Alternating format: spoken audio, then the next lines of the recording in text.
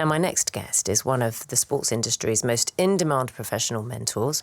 Over the past 2 decades, he's worked with tennis greats Andre Agassi and Ash Barty, the Australian men's and women's cricket teams, and also credited, when I talk about Ash Barty, taking her to world #1. No mean feat. He's the author of a new book, Where the Light Gets In, and he's with me now. Hello, Ben. How are you? I'm very well, Naga. Thanks for the invitation. No, it's a joy having you here. There are so many things that you discuss in this book. Firstly, when did you realise that you did or didn't have a good mindset? I think when my dad passed away when I was 16. I'm the youngest of 6. My brothers and sisters are all teachers and doctors and nurses.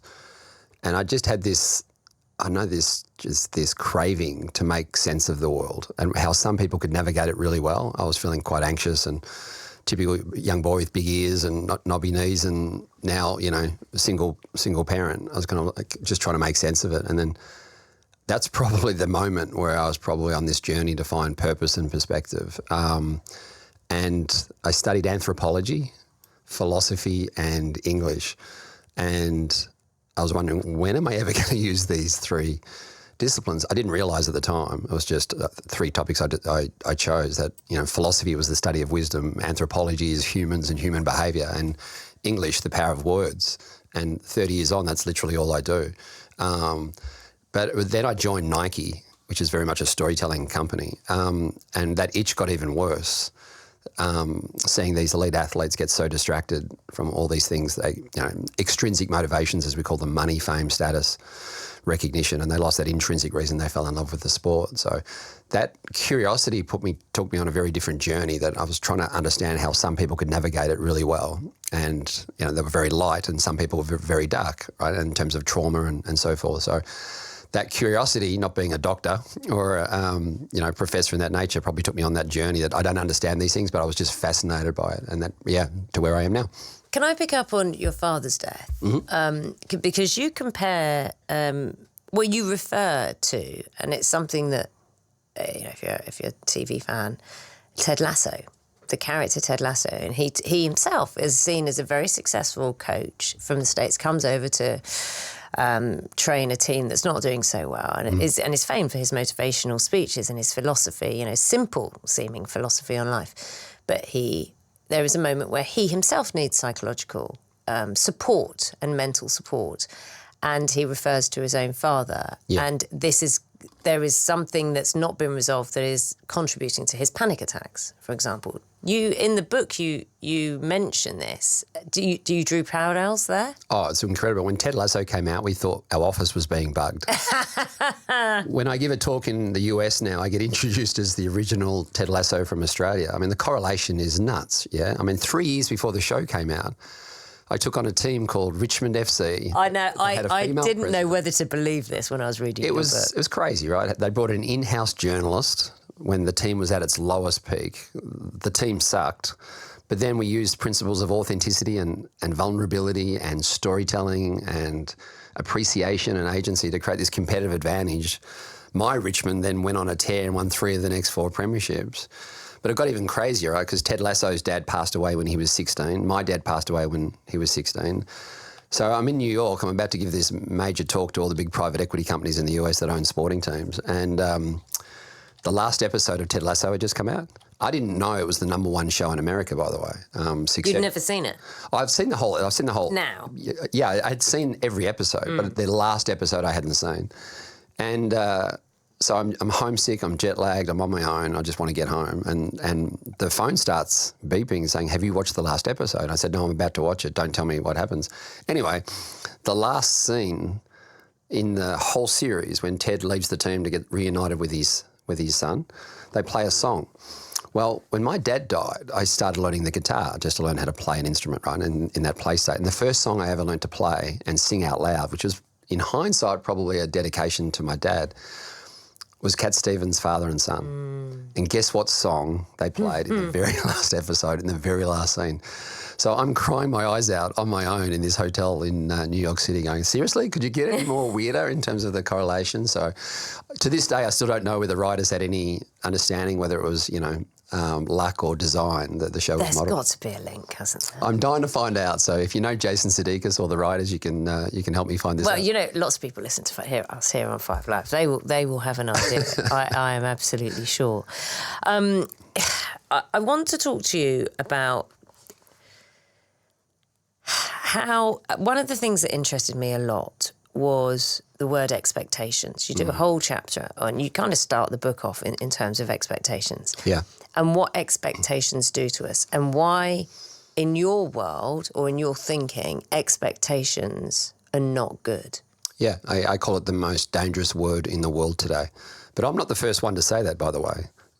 Maybe one of the most famous English writers of all time, Shakespeare, 4 centuries ago, called expectations the root of all heartache. It was all right for Dickens, though. Yeah. And the reason, it's not so much the word, Nada, it's how we define the word. When you and I were growing up, expectations used to mean something you can control 100% because, you know, you can want the sun to come out, but you can't guarantee it. There's no promises, there's no expectations. But today, because we're obsessed by opinions of others and we're obsessed by outcome, expectations has gone external, not internal, to things we can control, to the things we can't control, but we still want to control it, which is the definition of pressure. Focusing on something you can't control, but you want to control it, is the definition of pressure. So today's definition of expectations is also today's definition of pressure, which is why when you're watching the semi-final tomorrow night, you'll always hear those 2 words used in the same sentence. So the quickest way to remove pressure from your life is to redefine the word expectations as to mean something you can control 100%. And the 2 things that cause this distraction, by the way, globally, having done this thousands of times with athletes and teams, is expectations of others, which causes emotional pressure. If I'm on this radio show caring what you think about me, I'll constantly be distracted, right? And that will cause pressure. And the other one is expectations of outcome.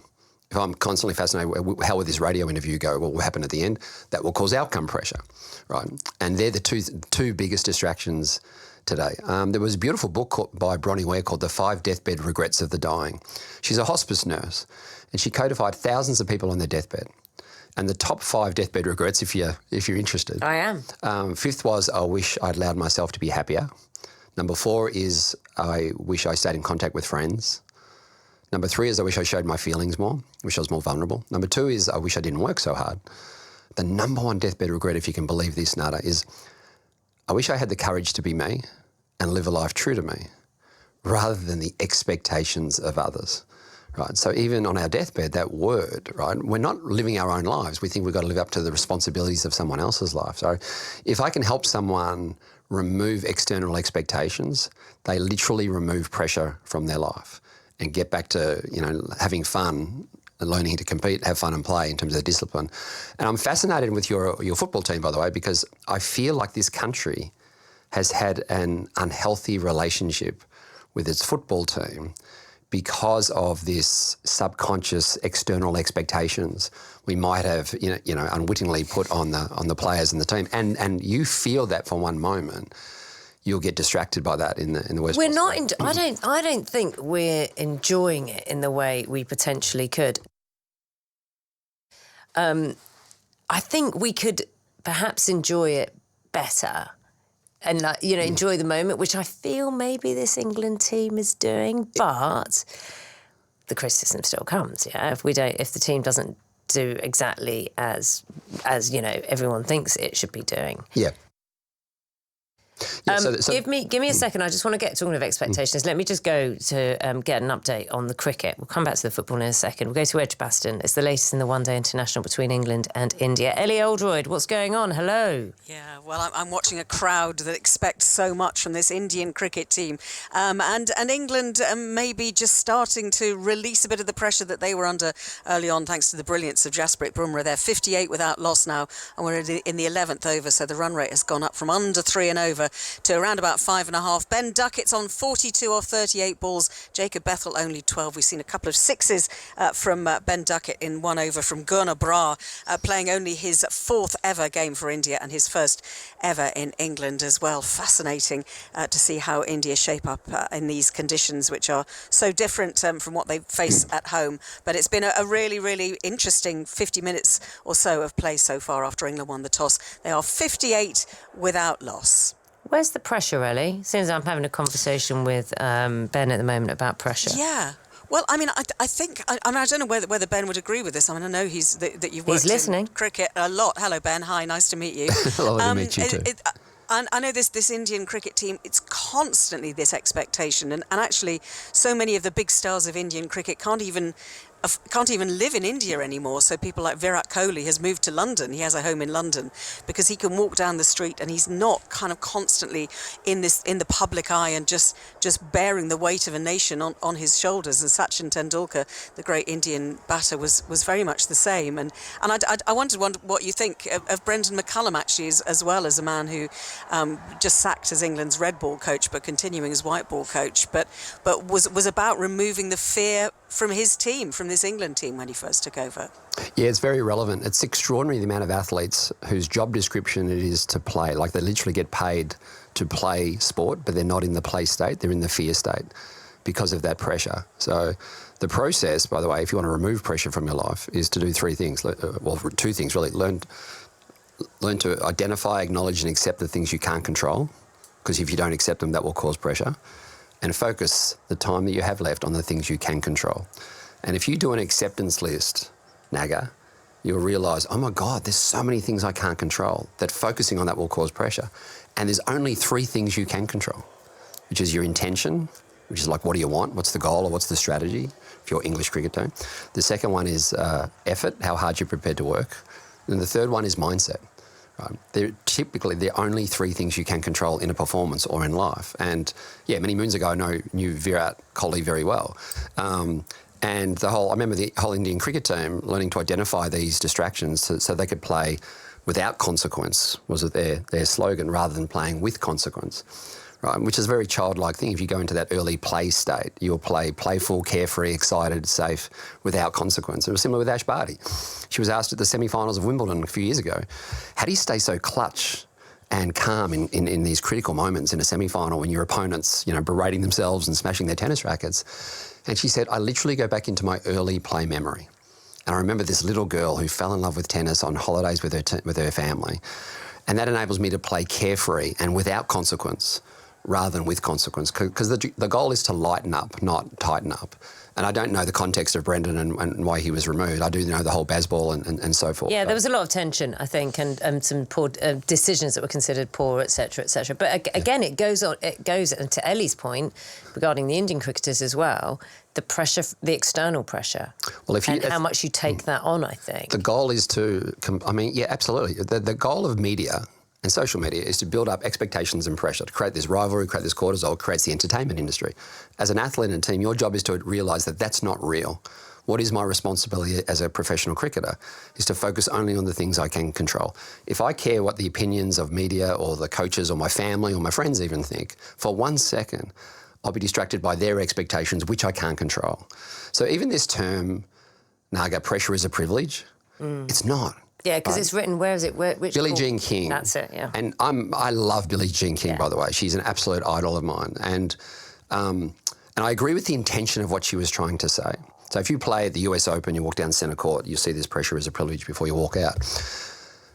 And that's why words are so important. Words matter, right? So a parent or a coach can no longer say, my expectations of you are. They can say my goal, my intention, right, the dream, right, the standards, the way things are done around here. But we can't use that word expectations because it's literally killing the world in a suicide sense now. But getting back to pressure as a privilege, right, if a farmer waiting for it to rain in 5 years in a drought who's just lost his farm and his family and probably his sanity, he wouldn't call that a privilege. And if I'm home waiting for my oncology results, you won't call that a privilege. But I tell you what is a privilege.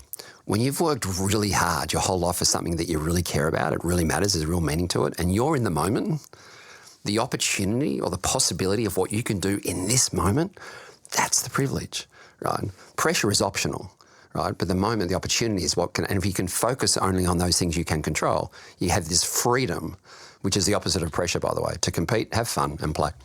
Ellie, he's good, isn't he? So good, so interesting. Yeah, opportunity is a privilege. That's what we're going to say. Exactly. Thanks, Ellie. Cheers, Naga. See, we'll get more updates throughout in the next hour, obviously, with Ellie. And you can listen on 5 Live Sports Extra and BBC Sounds for that coverage. picking up on your point, this is Nico O'Reilly, who, rather than being intimidated by Lionel Messi, says he's relishing the prospect of playing him.